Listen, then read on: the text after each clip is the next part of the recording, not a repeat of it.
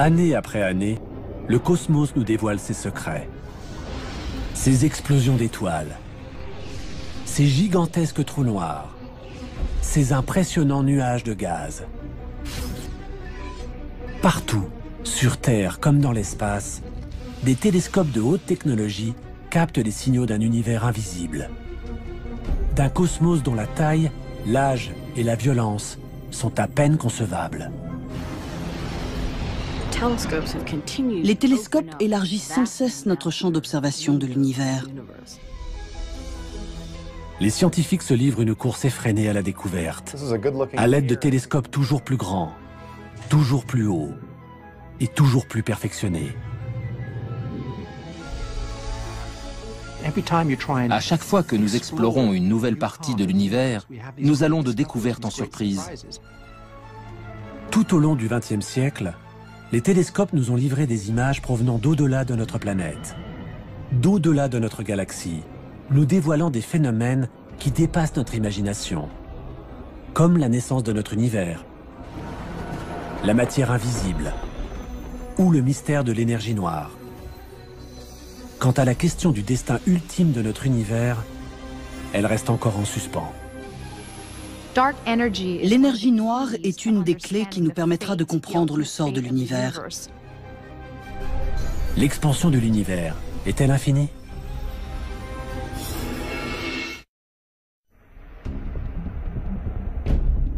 Au début du XXe siècle, l'univers connu se limitait à notre galaxie, la Voie lactée.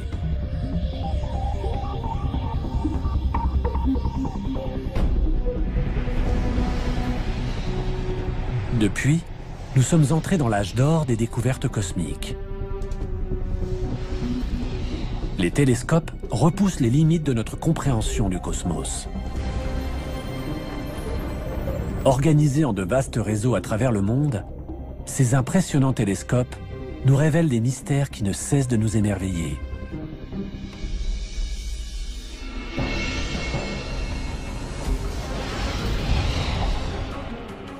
Nous contemplons, ébahis, la beauté des planètes de notre système solaire, les majestueux anneaux de Saturne, ou la course folle des nuages à la surface de Jupiter. Mais au-delà de notre système solaire, nous découvrons l'existence d'exoplanètes, orbitant autour d'autres soleils. Et par-delà notre galaxie, ce sont des centaines de milliards d'autres galaxies, comme celle d'Andromède, du Sombrero ou du Tourbillon, qui comptent chacune des centaines de milliards d'étoiles. Nous avons détecté des trous noirs gigantesques, tournoyant furieusement au cœur de certaines galaxies, dont la nôtre. Nous avons assisté à des supernovas, des explosions d'étoiles, à des millions d'années-lumière de la Terre, qui éjectent à des vitesses spectaculaires des gaz atteignant des températures phénoménales. Et à l'intérieur d'épais nuages de gaz et de poussière, s'élevant à plusieurs milliards de kilomètres, nous avons décelé la naissance de nouvelles étoiles. Les télescopes élargissent sans cesse notre champ d'observation de l'univers. Aujourd'hui, les télescopes les plus perfectionnés nous livrent des mystères jusqu'alors invisibles, que nous commençons seulement à comprendre. La matière noire, la trame invisible sur laquelle tout notre cosmos est bâti. Et l'énergie noire, une force invisible, mais d'une telle puissance qu'elle repousse les limites de notre univers. À chaque fois que nous explorons une nouvelle partie de l'univers, nous allons de découverte en surprise.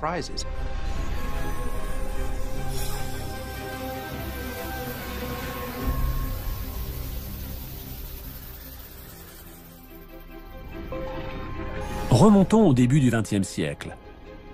À l'époque, l'univers connu est bien plus petit. Il y a d'abord notre système solaire, avec le Soleil, la Terre et les autres planètes.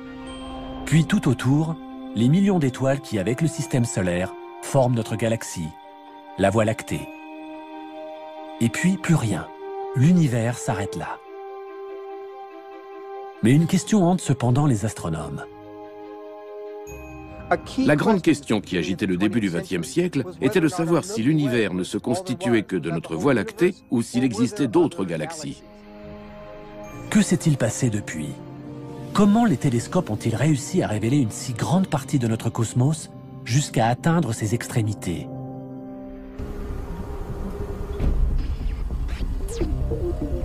Une petite révolution voit le jour au début des années 1900.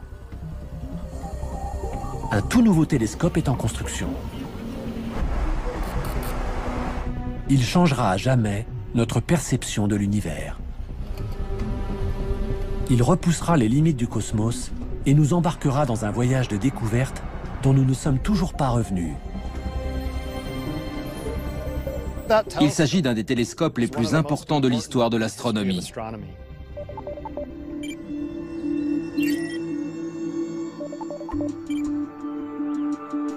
Voici comment tout a commencé. L'astronome que vous voyez là est en train de gravir le mont Wilson, qui du haut de ses 1742 mètres, domine la ville de Pasadena en Californie. Son but? Dépasser les nuages et la brume de la basse atmosphère qui déforment les images télescopiques. Il souhaite étudier la possibilité de construire un observatoire au sommet de ce mont, car l'air y est d'une grande pureté.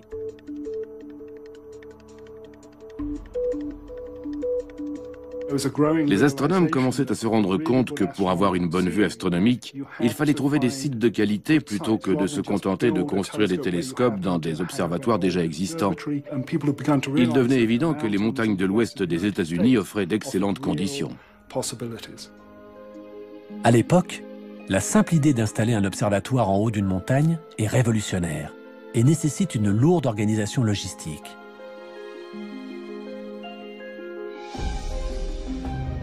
Prudemment, des centaines de tonnes de béton et d'acier sont acheminées sur d'étroits chemins de montagne.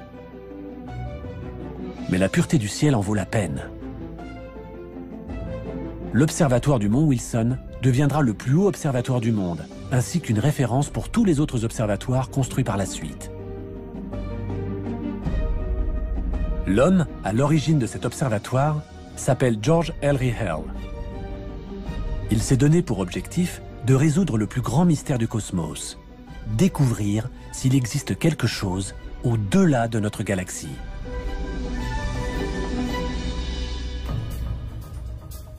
Mais dans son esprit, gagner en altitude n'est qu'un début. Pour pouvoir voir jusqu'au fin fond du cosmos avec la plus grande clarté, son observatoire doit être équipé du plus grand télescope du monde. Les télescopes sont une sorte de réservoir à lumière. Plus un télescope est grand, plus il peut recevoir de lumière et détecter ainsi les étoiles les plus discrètes. Mais Hale rencontre un obstacle de taille. À l'époque, l'objectif de la plupart des télescopes est constitué d'une lentille en verre. Or, à partir d'une certaine taille, les lentilles se déforment sous leur propre poids, ce qui provoque une distorsion des images. Les lentilles en verre ont atteint leurs limites. Hale affine donc son cahier des charges. Ce dont il a besoin, c'est d'un télescope géant capable de recevoir un maximum de lumière et qui ne soit pas équipé de lentilles. Il se tourne alors vers un télescope inventé par Isaac Newton en 1668. Le télescope réflecteur. Ce type de télescope est équipé d'un miroir concave en métal et non d'une lentille. Il concentre la lumière en la réfléchissant. Hale décide alors d'entreprendre la construction du plus grand télescope réflecteur jamais construit. La construction de cet instrument géant nécessite une technique et des moyens révolutionnaires. Elle se déroulera sur 11 années. Ce miroir concave, d'un diamètre de 2,50 m, pèse plus de 4 tonnes. Il est fixé à la base d'un tube d'acier long de 12 mètres et est abrité par un dôme de 30 mètres de diamètre.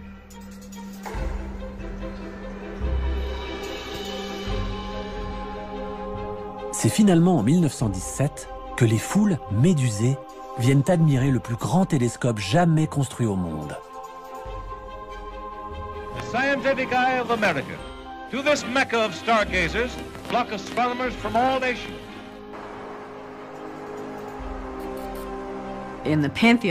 Dans le panthéon des télescopes astronomiques, on peut dire sans hésitation que celui du mont Wilson est le plus important de l'histoire de la cosmologie. Ce télescope a permis de faire tant de découvertes qu'il est aujourd'hui incontournable. Rapidement, cet immense télescope est dirigé vers une des plus vieilles énigmes de l'astronomie. Depuis des siècles, ces étranges nuages lumineux qui flottent parmi les étoiles intriguent les astronomes. Ce sont des nébuleuses. Certaines se présentent sous forme de tourbillons ovales, d'autres arborent de délicates spirales étoilées ou déploient dans le ciel leurs tentacules. Elles sont des milliers à apparaître dans l'objectif des télescopes, mais personne n'en connaît ni leur nature, ni à quelle distance elles se trouvent. Certains astronomes pensent que quelques-unes de ces nébuleuses pourraient se trouver en dehors de notre Voie lactée. Ces nébuleuses seraient-elles alors ce que l'on appelle à l'époque des univers-îles, des galaxies semblables à la nôtre? Si tel est le cas, alors notre connaissance de l'univers et de ses limites s'en trouverait bouleversée. L'observatoire de Hale lève enfin les contraintes techniques qui paralysaient jusqu'alors les recherches astronomiques. Hale invite les meilleurs astronomes du monde à venir l'aider à résoudre une fois pour toutes cette énigme. Parmi eux se trouve un jeune homme, un certain Edwin Hubble. Edwin Hubble était un des plus grands astronomes d'observation. On lui doit un nombre impressionnant de découvertes décisives. Hubble passe des nuits entières à scruter les nébuleuses, vissées au télescope du mont Wilson. Une en particulier retient son attention, la nébuleuse d'Andromède. En effet, elle livre grâce au télescope des détails jusqu'alors invisibles. C'est finalement grâce à la puissance de ce télescope que les nébuleuses allaient devenir accessibles et que l'on ferait toutes ces découvertes qui allaient radicalement changer notre compréhension de l'univers.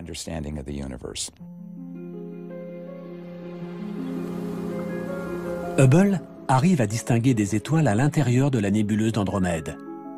Mais pour savoir s'il s'agit réellement d'un univers-île, qui se trouverait en dehors de la Voie lactée, il doit d'abord trouver à quelle distance elle se trouve de la Terre, ce qui est plus facile à dire qu'à faire. Réussir à calculer des distances dans l'immensité de l'univers est une des missions les plus délicates des astronomes. À l'instar des phares de voiture, plus les étoiles sont proches, plus elles brillent fort. C'est en connaissant leur véritable intensité lumineuse qu'il est possible d'établir leur distance. Cela revient un peu à connaître la puissance d'une ampoule électrique. Mais quand on ne dispose pas de cette donnée, cela complique les choses, comme nous l'explique l'astrophysicienne Kim Weaver. À cette distance, on a l'impression que les phares de la voiture semblent avoir la même intensité que celui de mon vélo. Mais plus la voiture approche, plus il semble évident que la véritable intensité de ces phares est supérieure à celle de la lampe de vélo. Pour les étoiles, c'est la même chose. Si l'on connaît la luminosité intrinsèque d'une étoile, alors on peut en déduire sa distance de la Terre. C'est ce qu'on appelle une chandelle standard. Heureusement pour Hubble, des astronomes venaient de découvrir un certain type d'étoile dont il était possible de calculer la luminosité absolue. Il s'agit des étoiles variables céphéides. Elles se reconnaissent à la variation périodique de leur luminosité. Il ne reste plus à Hubble qu'à trouver une de ces étoiles dans la nébuleuse d'Andromède.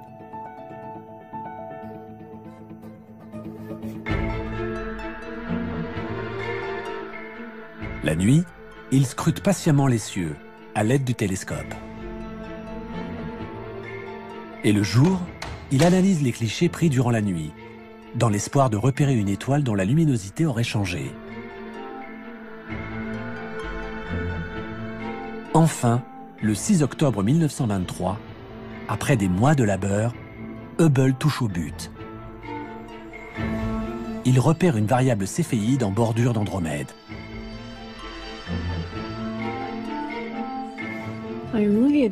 Voici le cliché original d'Edwin Hubble, sur lequel il a trouvé la première céphéide de la galaxie d'Andromède. Il a d'ailleurs marqué d'une croix la position de cette céphéide et ajouté VAR avec un point d'exclamation pour souligner le fait qu'il s'agissait d'une variable céphéide. C'est donc en comparant deux clichés qu'il s'est rendu compte du changement de luminosité de cette étoile. Hubble établit alors une mesure qui restera dans l'histoire. La distance qui sépare une nébuleuse de la Terre. Il calcule qu'Andromède se trouve à 800 000 années-lumière de nous. C'est-à-dire 8 fois plus loin que les étoiles les plus reculées de la Voie lactée. Par conséquent, Andromède se trouve à l'extérieur de la Voie lactée. Hubble vient de prouver l'existence d'une autre galaxie que la nôtre. C'est une preuve irréfutable et Hubble explose de joie. Il sait combien cette découverte est importante. Grâce à ses recherches, Hubble vient de faire exploser les frontières de notre univers. Le cosmos ne se résume pas qu'à notre seule galaxie.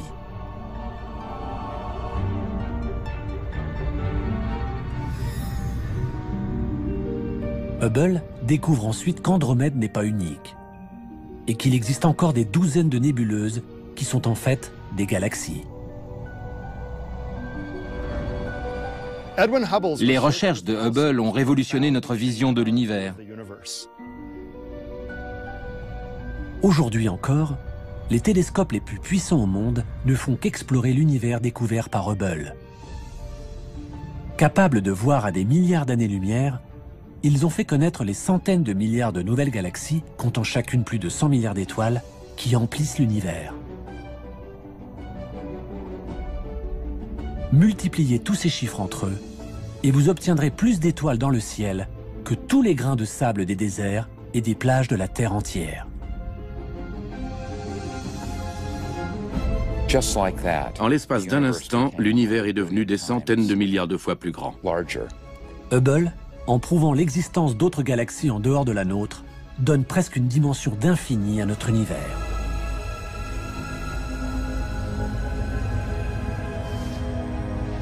Mais ce qu'il est sur le point de découvrir promet d'être encore plus extraordinaire.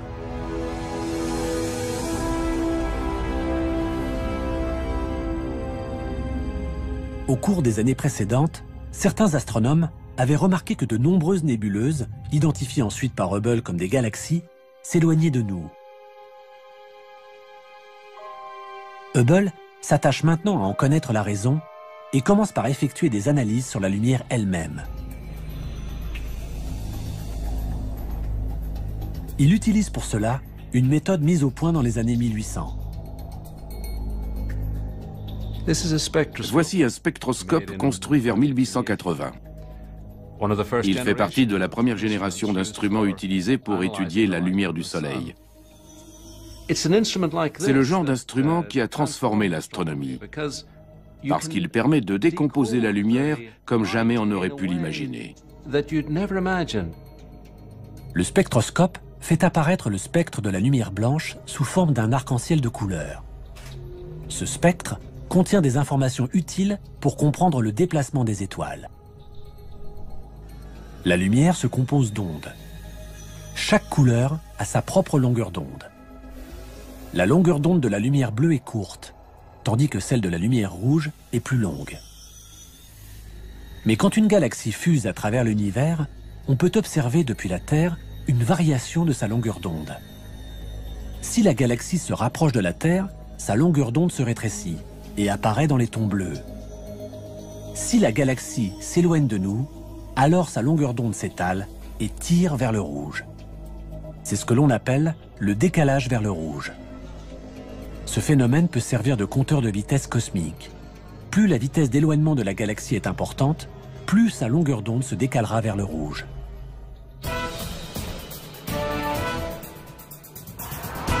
Le son, qui se compose aussi d'ondes, montre les mêmes propriétés. L'astronome Alex Filippenko va nous en faire la démonstration.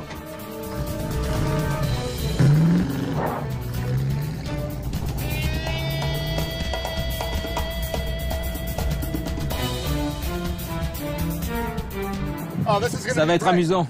Je vais klaxonner. C'est parti. Le ton du klaxon est constant, bien que la voiture soit en mouvement. Le son qu'entend Filippenko depuis son siège de conducteur est constant. Il ne change pas. Filippenko va à présent rester au bord de la route pour écouter le son du klaxon quand la voiture passera devant lui.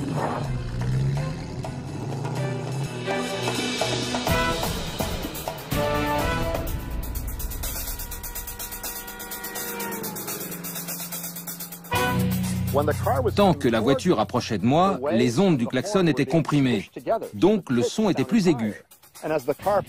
Mais quand elle a commencé à s'éloigner, les ondes se sont allongées et le son semblait plus grave. On a entendu... Si cette voiture bleue avait roulé beaucoup plus vite, alors la haute fréquence de la lumière bleue se serait étirée. Et la couleur bleue aurait tiré vers le rouge. Nous aurions vu la voiture rouge. C'est ce qu'on appelle le décalage vers le rouge.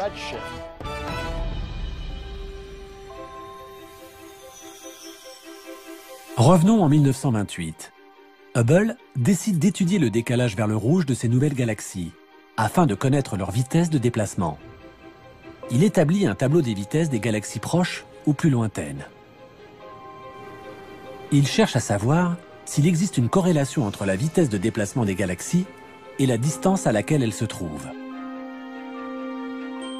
Hubble s'épuise des nuits durant à analyser la lumière des galaxies. Mais ses conclusions sont sidérantes.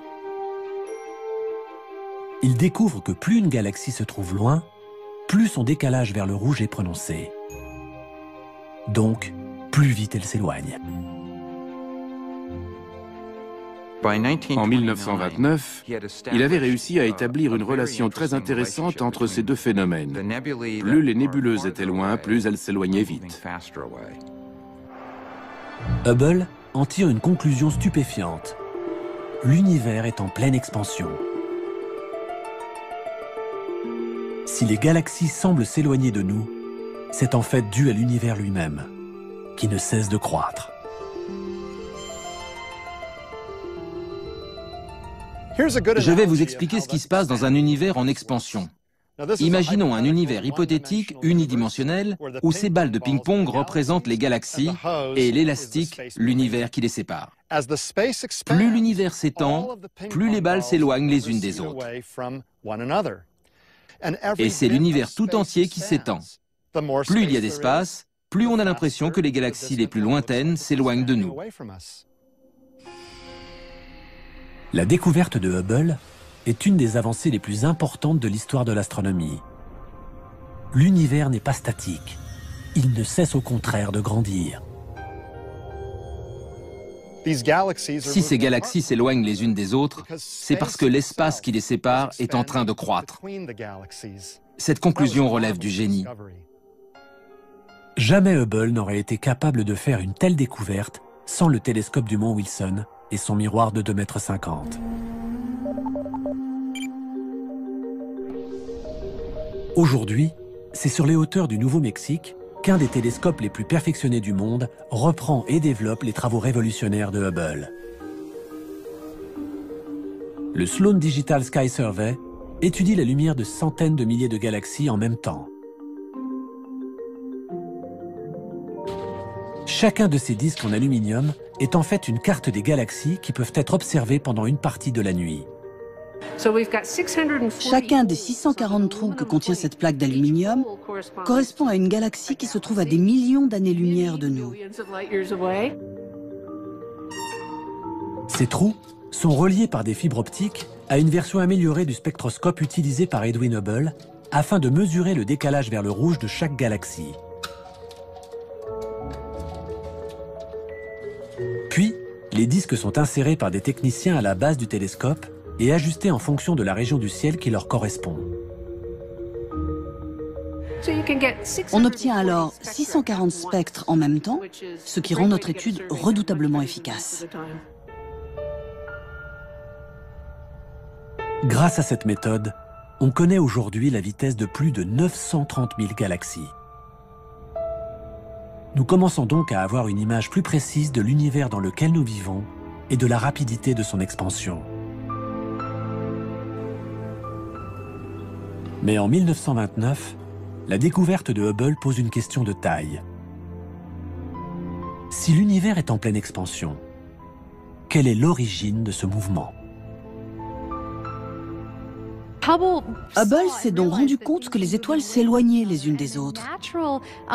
Si on approfondit un peu, on finit par se poser la question de savoir si ces étoiles auraient pu être autrefois concentrées en un seul endroit. Les astronomes émettent alors une théorie révolutionnaire, celle du Big Bang. L'instant unique de la naissance de notre univers. Cette idée est à tel point révolutionnaire que les scientifiques ont du mal à y croire. Il était impossible d'observer ce phénomène. Cela paraissait absurde à l'époque. Einstein lui-même n'y croyait pas. Non seulement personne n'adhérait à cette théorie, mais en plus, les télescopes d'alors ne permettaient pas d'observer les effets du Big Bang. Pour étayer cette théorie, les astronomes ont donc besoin d'un télescope radicalement différent, capable de voir ce qui est invisible pour l'œil. Au-delà des couleurs que notre œil perçoit, se trouvent les rayons du spectre électromagnétique invisibles à l'œil nu.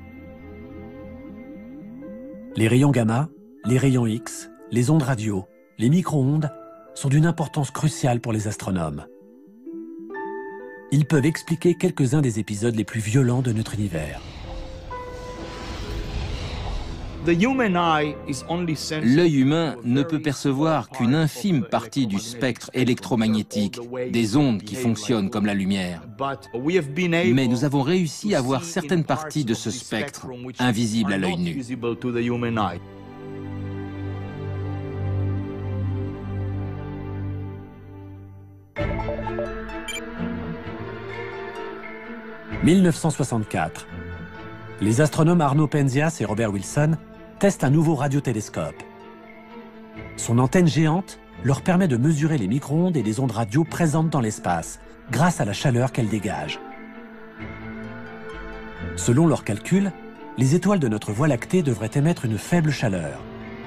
Mais lorsqu'ils dirigent leur antenne vers l'espace intersidéral, où normalement ils ne devraient rien capter, le télescope, contre toute attente, enregistre quelque chose. Nous pensions que le ciel, en dehors de la Voie lactée, serait très froid, voire qu'il frôlerait le zéro absolu. Mais à notre grande surprise, nous avons constaté que sa température s'élevait à 3 degrés au-dessus du zéro absolu. Ce mystérieux signal semble provenir d'un peu partout. Nous avions un son, ou un signal, si vous voulez. Était-ce des ondes radio? Était-ce autre chose? Nous n'en avions aucune idée. Penzias et Wilson pensent d'abord qu'il s'agit d'un problème de fonctionnement du télescope, qui provoquerait une interférence. Ils vérifient tout, allant même jusqu'à balayer les déjections de pigeons qui jonchent l'antenne. Le son était toujours là, été comme hiver, nuit et jour, en permanence, et provenant de partout.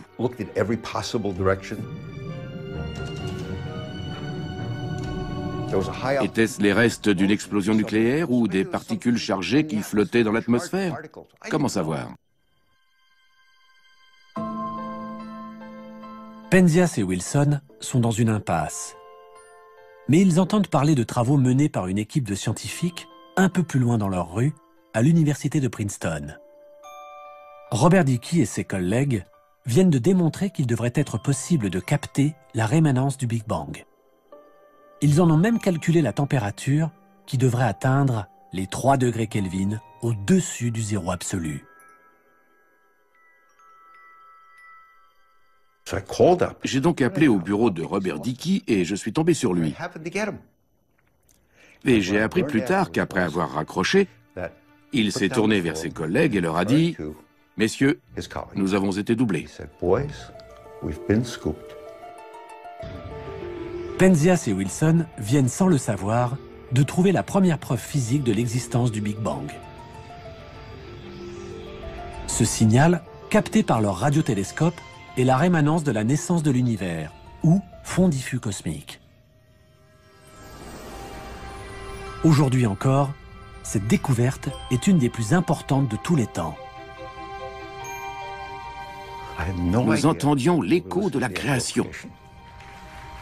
En 1978, Penzias et Wilson reçoivent le prix Nobel.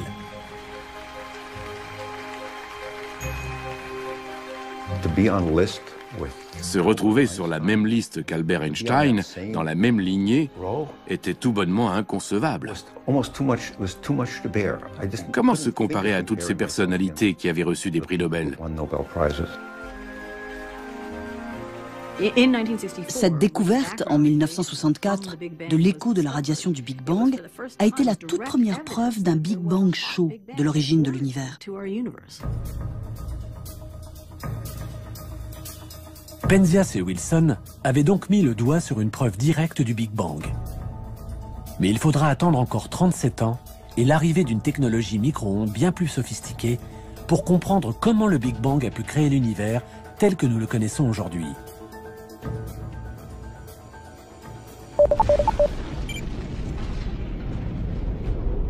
Cet appareil, qui tourne en orbite à 1,6 million de kilomètres de la Terre, est la sonde Wilkinson Microwave Anisotropy Probe, ou WMAP. Il s'agit d'une version très avancée de l'antenne géante de Penzias et Wilson, équipée de 2 télescopes réflecteurs. La mission de la sonde WMAP est l'étude du rayonnement thermique cosmologique dans le moindre de ses détails, afin d'en savoir plus sur la formation des galaxies. Avec la WMAP, nous tentons de remonter jusqu'aux tout premiers instants de l'univers. 1 an après la mise en orbite de la sonde, les premiers résultats sont cartographiés. Les résultats de l'observation étaient étonnants. Au lieu d'une radiation diffuse homogène, nous mesurions des changements de température d'1 millième de pourcentage sur tout l'univers. La WMAP décèle d'infimes fluctuations de température. Le contraste flagrant des changements de température que l'on peut voir ici, qui vont du plus chaud représenté par le rouge au plus froid en bleu, ne sont en fait que des variations de quelques millionièmes de degrés.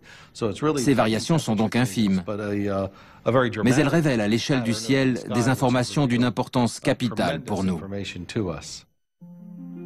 Ces minuscules points rouges correspondent à des endroits où la matière semble se concentrer et où des noyaux de galaxies finiront par apparaître. Ces indices, ces preuves, nous donnent des renseignements cruciaux sur l'origine des étoiles et des galaxies. Grâce à la sonde WMAP, les astronomes recueillent des informations sur les premiers instants de l'univers qui ont suivi le Big Bang. Nous pouvons en déduire ce qui s'est passé au cours du premier milliardième de la première seconde de l'univers. Je trouve vertigineux de pouvoir remonter si loin dans l'histoire de l'univers. La précision de la sonde WMAP permet aussi aux astronomes de résoudre une autre des grandes énigmes du cosmos: l'âge exact de l'univers. Pour la première fois, les astronomes disposent d'un chiffre précis. Nous savons aujourd'hui que l'univers a environ 13,7 milliards d'années. C'est beaucoup, mais ce n'est pas infini, alors que cela aurait pu être le cas. C'est là une autre des grandes découvertes scientifiques du XXe siècle. Jamais aucun autre télescope n'a été capable de nous faire voyager aussi loin de la Terre et aussi près de la naissance du cosmos. Il nous donne à voir les frontières de l'univers et nous en dévoile des détails insoupçonnés. Mais les micro-ondes qu'il enregistre sont invisibles pour l'œil humain. Sera-t-il possible un jour de contempler les toutes premières galaxies de l'univers de nos propres yeux, dans la lumière visible? Oui, mais pour cela, les télescopes optiques devront bénéficier eux aussi d'une avancée technologique qui les fera prendre leur envol. Liftoff of the Space Shuttle Discovery with the Hubble Space Telescope, our window on the universe. La NASA lance le télescope le plus célèbre jamais construit. Si vous demandez à n'importe quel passant dans la rue de citer le nom d'un télescope, on vous répondra Hubble.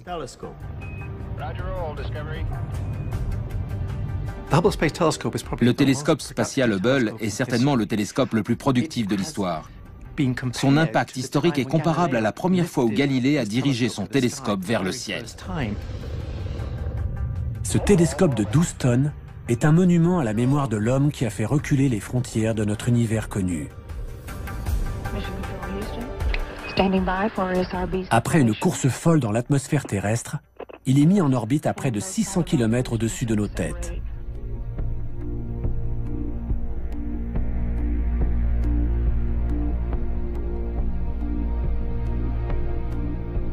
Depuis que Hale avait fait construire un observatoire sur une montagne, les astronomes rêvaient de pouvoir envoyer un télescope dans l'espace. Ici, bien loin de toutes les interférences de l'atmosphère terrestre, aucun nuage, aucun brouillard, aucune turbulence ne vient obscurcir la lumière de l'univers. Le fait d'avoir un télescope dans l'espace nous offre une vue imprenable sur l'univers, et c'est Hubble qui nous a fait remonter le plus loin dans le temps et dans l'espace. Et Hubble, lui, observe la lumière visible. Hubble nous donne les images que nous serions capables de voir si nous étions dans le vide, si nous avions des yeux de 2 mètres et que nous puissions les garder ouverts pendant une semaine. Voilà ce que nous verrions. Ce ne sont pas des images de synthèse, ce sont des photos numériques. Ces photos étonnantes de clarté, prises par Hubble, sont les images les plus extraordinaires qui nous soient parvenues de l'univers. Des restes d'explosions d'étoiles qui fusent dans l'espace. D'immenses nuages de gaz et de poussière, d'où naissent de nouvelles étoiles.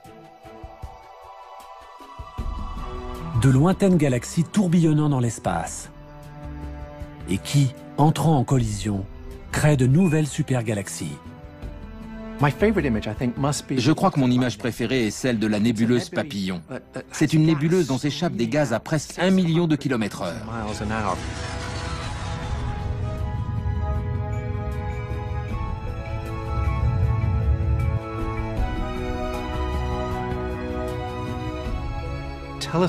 Nous remontons dans le temps. Nous pouvons voir des photos dont le voyage a commencé il y a 13 milliards d'années et qui ont mis autant de temps pour arriver jusqu'à nous. Ce n'est pas seulement dans l'espace que nous voyageons, mais aussi dans le temps. En 1995, les astronomes décident de tester la capacité de Hubble à remonter dans le passé. Ils le dirigent vers un minuscule point noir de l'univers et attendent de voir ce que Hubble leur transmettra.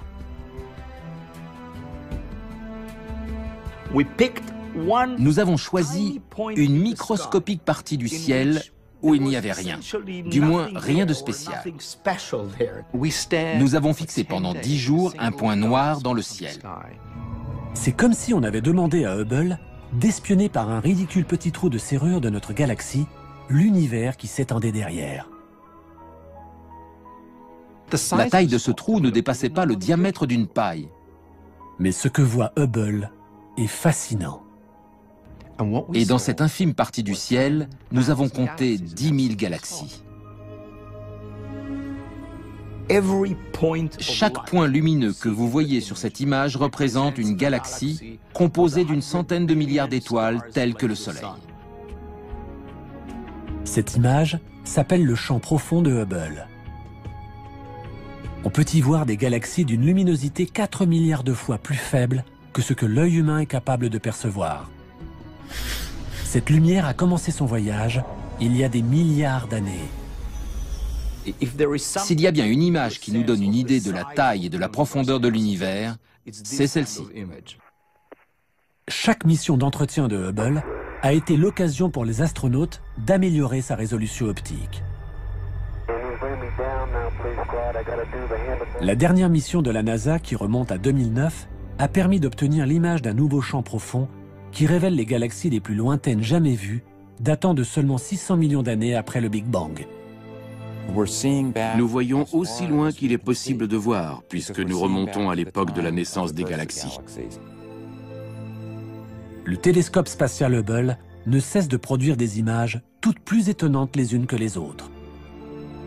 Je pense que Hubble est en un sens unique en son genre dans l'histoire de la science. Il a déclenché la fièvre des grandes découvertes. Et chaque homme, chaque habitant de cette terre, se l'est en quelque sorte approprié.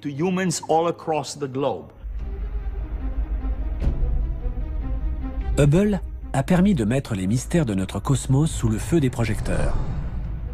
Il travaille aujourd'hui avec un vaste réseau de super télescopes modernes. Ensemble, ils tentent d'en savoir plus sur un phénomène inconnu qui a secoué le monde de l'astronomie et qui menace de remettre en question toutes les connaissances que l'on a pu amasser sur l'univers. Une force énigmatique que l'on a baptisée énergie noire. L'énergie noire est une énigme absolument totale. C'est une énergie qui semble avoir été créée de rien, du vide sidéral. Nous ne savons pas ce que c'est. Rien ne laissait présager de la découverte d'une telle énergie noire.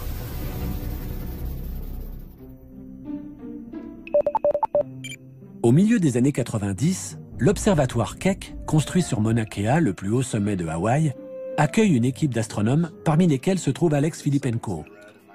Ensemble, ils scrutent les profondeurs du cosmos. Ils savent que l'univers est en pleine expansion. Mais cette expansion durera-t-elle éternellement? Selon eux, l'univers cessera un jour de croître et commencera à ralentir. Quand je jette en l'air cette pomme, elle subit la force gravitationnelle de la Terre qui la fait ralentir, s'arrêter et inverser son mouvement. De la même manière, toutes les galaxies pourraient un jour ralentir, puis stopper l'expansion de l'univers. Et cela pourrait être suivi par une contraction de tout l'univers, par un Big Crunch. L'univers pourrait-il être en train d'inverser son mouvement? Pour mesurer la vitesse des frontières de l'univers, les astronomes ont besoin des télescopes les plus puissants de la Terre. Les miroirs des deux télescopes Keck sont véritablement gigantesques. Ils mesurent 10 mètres de diamètre. Ils ont en outre la particularité de ne pas être constitués d'un seul disque de verre, mais de 36 miroirs hexagonaux. L'image qu'ils donnent est d'une clarté exceptionnelle. Les télescopes Keck sont de fantastiques outils. Ils nous permettent de voir des galaxies qui se trouvent aux confins de l'univers visible, à 10, 11 ou même 12 milliards d'années-lumière. Pour connaître la véritable distance à laquelle se trouvent ces galaxies lointaines, les astronomes ont besoin d'une chandelle standard, une étoile qui pourrait servir de maître étalon cosmique. Il y aurait bien les étoiles variables céphéides, dont se servait Edwin Hubble, mais la distance est si grande que leur luminosité serait trop faible.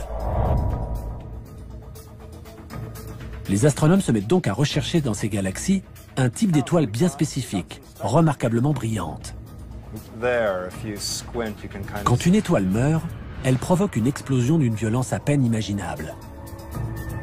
C'est ce qu'on appelle une supernova. Une supernova est une explosion d'étoiles. La mort d'une étoile n'aboutit pas systématiquement à une explosion, mais quelques étoiles se disloquent intégralement et provoquent une gigantesque, une colossale explosion. Encore faut-il trouver le bon type d'explosion d'étoiles.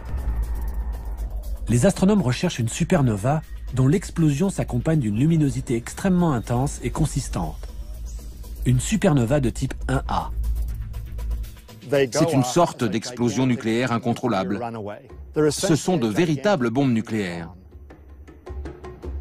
Et malgré les milliards d'années-lumière qui nous séparent de ces galaxies, les astronomes finissent par y trouver une supernova de type 1A. Ça y est, regarde. Là, c'est un peu flou. Ils peuvent à présent mesurer le décalage vers le rouge de ces galaxies lointaines pour en calculer la vitesse d'éloignement. Enfin, en 1998, après des années de recherche, tombe un résultat auquel personne ne s'attendait. L'expansion de l'univers n'est absolument pas en train de ralentir. Elle s'accélère. À notre grande surprise, nous nous sommes rendus compte que la vitesse d'expansion de l'univers avait augmenté. Au lieu de ralentir, elle accélérait. Comme si ma pomme faisait zoom, comme ça. Cette conclusion était hallucinante.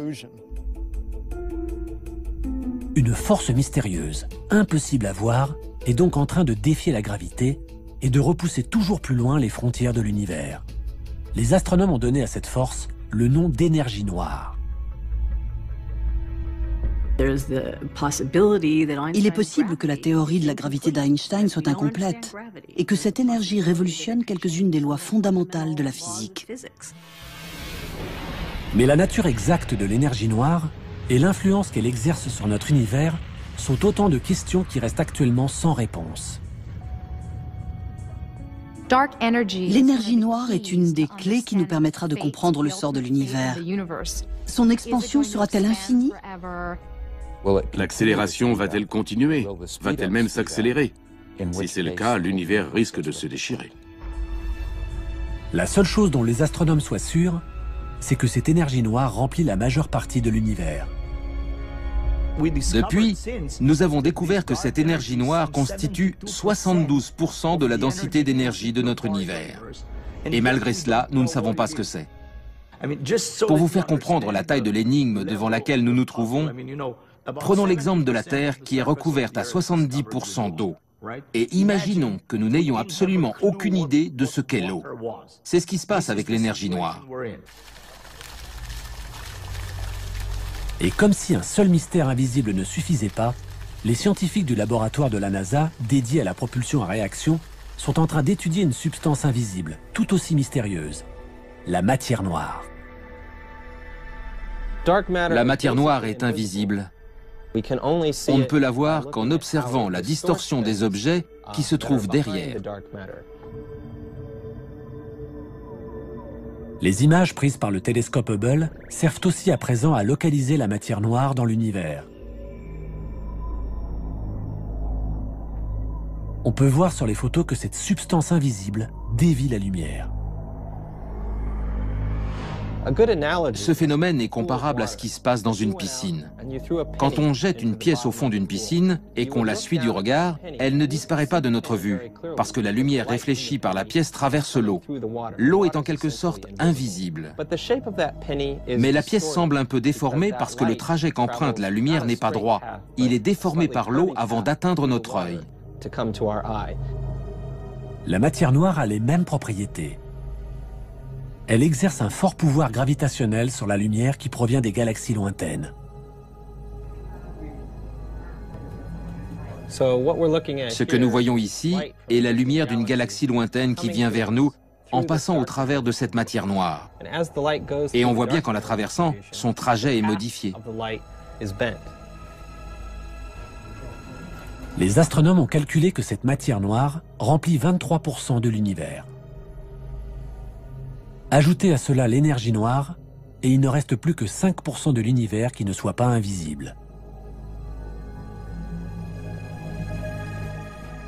Cela fait maintenant 400 ans que nous étudions le ciel à l'aide de télescopes. Et pourtant, 95% de l'univers nous est encore complètement inconnu. La prochaine étape est enclenchée.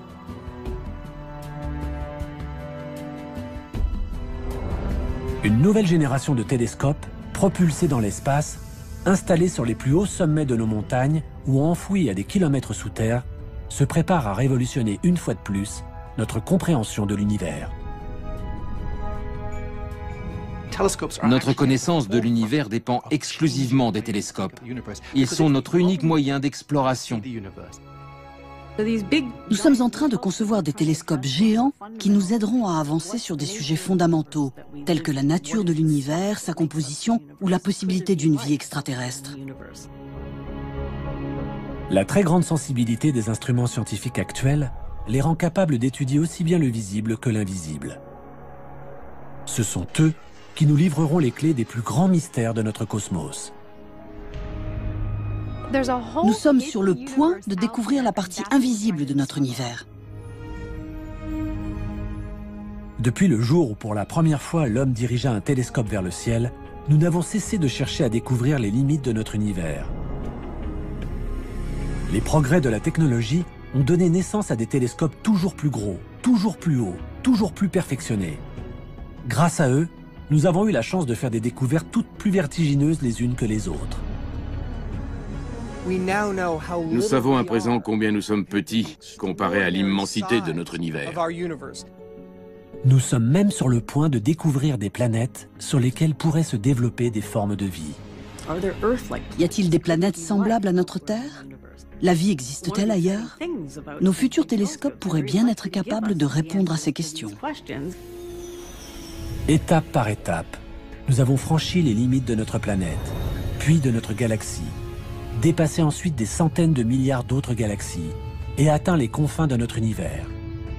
Nous sommes virtuellement remontés jusqu'au Big Bang et à l'origine des temps. Les télescopes remettent en question tout ce que nous pensions savoir de notre planète et de sa place dans l'univers. Qui sait ce que nous réserve l'avenir? Il faudra faire le point dans un siècle. Je pense qu'une fois de plus, tout notre savoir aura volé en éclats.